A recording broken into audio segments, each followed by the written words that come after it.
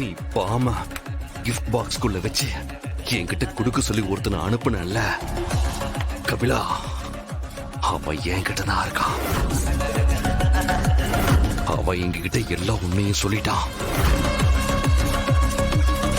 Police station, court, ஏன் இந்த வீட்டுக்குள்ள வந்து சொல்ல சொன்னாலும் சொல்லுவான்.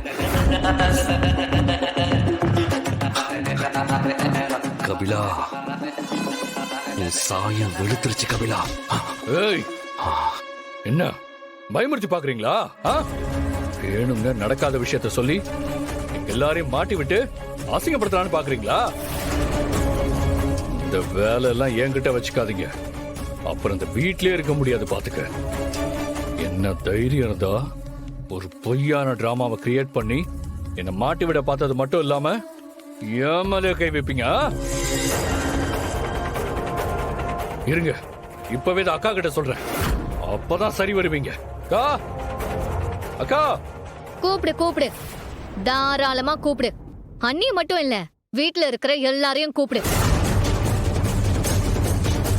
நீ ஆரம்பத்துல இருந்து இவரை கொல்ல பாக்குறதுக்கான காரணம் என்னன்னு எல்லாருக்கும் சொல்றேன்.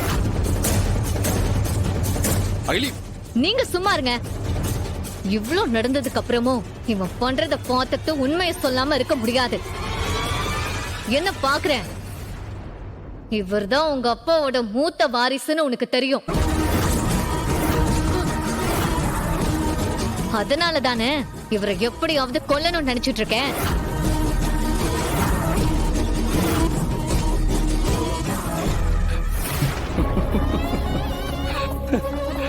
என்ன சொன்ன?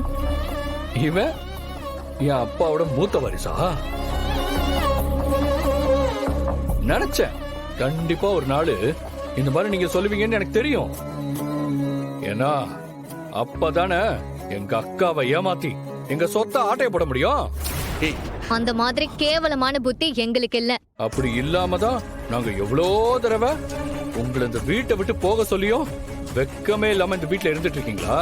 சமாளி கபிலா, உண்மையை மறைக்கிறதுக்கு இன்னும் என்ன வேணாலும் சொல்லி சமாளி. சரி, ஓகேம்மா, நீ சொல்ற மாதிரி இவனை எங்க அப்பாவோட மூத்த வாரிசுனே வச்சுப்போம். ஆனா அதுக்கு என்ன ஆதாரம் இருக்கு?